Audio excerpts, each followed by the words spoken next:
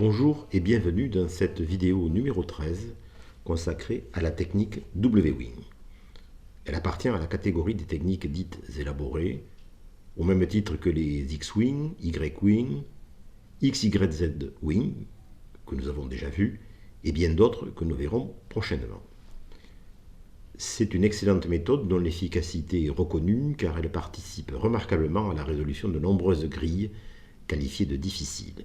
À titre indicatif, sur les 3000 grilles de niveau 8 à 12 de ma base de données, cette technique s'est appliquée dans 7% des cas, soit environ 200 grilles, et a contribué à la résolution totale de toutes ces grilles. Comparativement à d'autres méthodes, ce taux est élevé. Il est donc indispensable de la connaître et surtout de bien la maîtriser si on veut s'attaquer à des grilles de niveau 8 et plus. Comme dans les vidéos précédentes, la présentation de la technique W-Wing est organisée en deux parties. La première partie est consacrée à la définition théorique et pratique des W-Wing à l'aide d'exemples. La deuxième partie explicite la méthode de recherche d'une configuration W-Wing dans une grille de Sudoku. Dans cette première partie, consacrée à la définition théorique et pratique de la technique W-Wing, examinons la grille affichée à l'écran. Nous sommes en présence d'une application de la technique W-Wing en ligne. Et pour bien comprendre cette configuration, il faut en connaître les conditions. Alors, quelles sont les conditions d'un W-Wing? Elles sont au nombre de 5.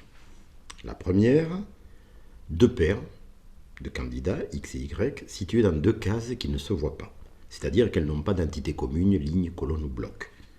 C'est le cas de l'aile 1 située dans le bloc 5, ligne 6, colonne 6, et de l'aile 2 située dans le bloc 7, ligne 8, colonne 3. Deuxième condition, un pivot qui est constitué des deux candidats de la paire X par exemple et doit se situer dans deux cases appartenant à la même entité. Dans cet exemple, le pivot est constitué du candidat 7, situé ligne 4, colonne 3 et colonne 6. Troisième condition, dans le pivot, ces deux candidats X identiques doivent être unis par un lien fort, c'est-à-dire qu'ils doivent être seuls dans cette entité. C'est bien le cas du candidat 7, ligne 4, car on observe qu'il n'y a pas d'autre candidat 7 en dehors des colonnes 3 et 6. Quatrième condition, ces deux candidats X du pivot doivent être vus respectivement par les mêmes candidats X de l'aile 1 et de l'aile 2. En clair, ils doivent appartenir à la même entité. Et on peut le vérifier. Ici, le candidat 7, ligne 4, colonne 3, est situé dans la même colonne que l'aile 2.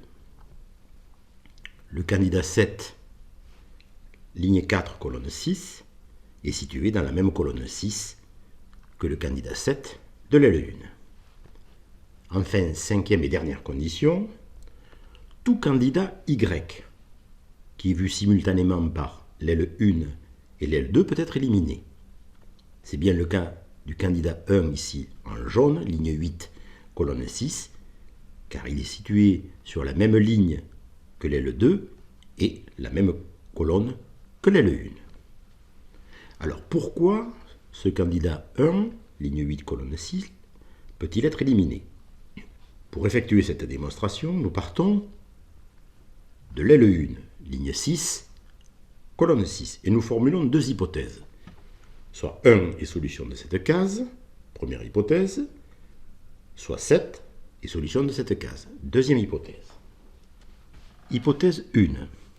Si 1 est solution de cette case, tous les candidats 1 de la ligne 6 et de la colonne 6 peuvent être éliminés, en particulier le candidat 1 situé ligne 8, colonne 6. Hypothèse numéro 2, 7 est solution de l'aile 1. Tous les candidats 7 de la ligne 6 et de la colonne 6 peuvent être éliminés, notamment le candidat 7 situé ligne 4, colonne 6. Plusieurs conséquences qui s'enchaînent. La première, comme il existe un lien fort, ligne 4, entre les deux candidats 7, colonne 3 et colonne 6, le candidat 7, ligne 4, colonne 3, devient donc solution de cette case. Deuxième conséquence, comme il est solution de cette case, le candidat 7 de l'aile 2, ligne 8, colonne 3, est alors éliminé.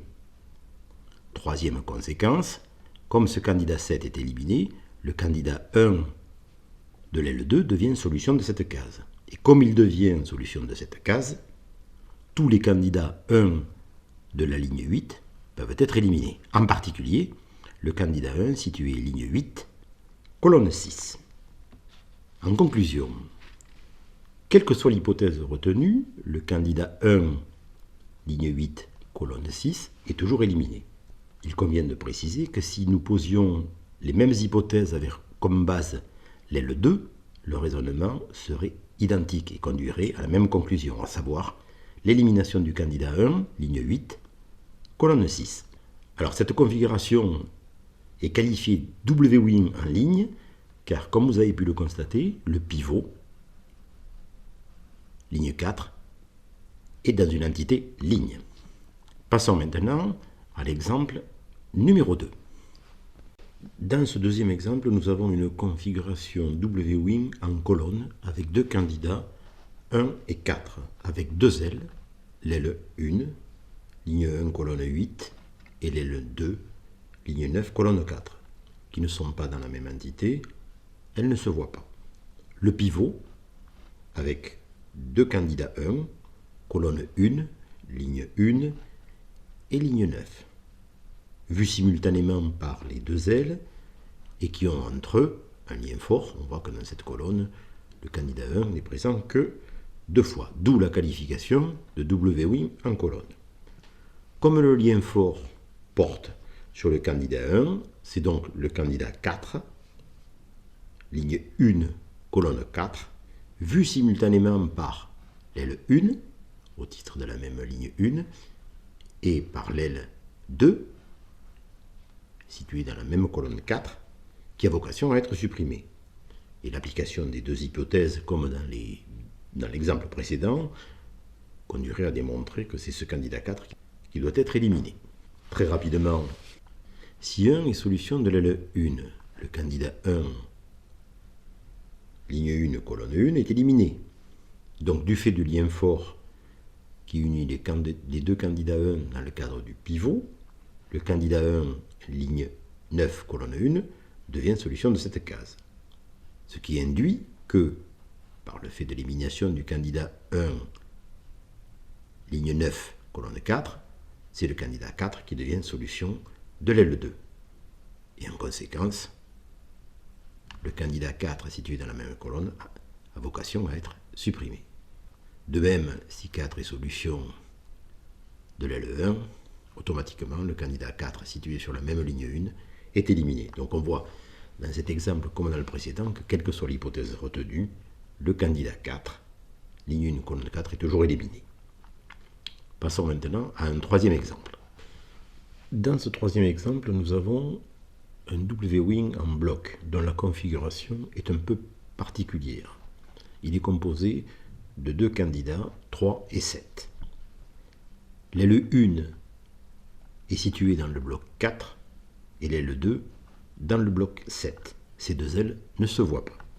Le pivot avec deux candidats 7, vus chacun par l'aile 1 et par l'aile 2, sont unis par un lien fort dans le bloc 1. En effet, il n'y a pas d'autre candidat 7 dans ce même bloc. C'est donc tout naturellement le candidat 3 qui potentiellement pourrait être éliminé. Pour cela, je rappelle la condition 5 qui dit que le candidat doit être simultanément vu par l'aile 1 et par l'aile 2. Si nous prenons le candidat 3, ligne 6, colonne 3, il est vu par l'aile 1, car il est dans le même bloc, et par l'aile 2, car il est sur la même colonne 3.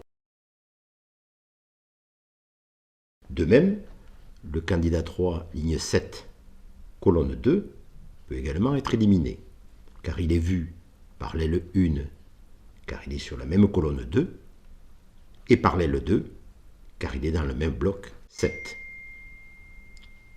Voilà. Après cette démonstration théorique et pratique par le biais de 3 exemples, maintenant nous allons aborder la deuxième partie, la méthode de recherche d'une configuration W-Wing dans une grille de Sudoku.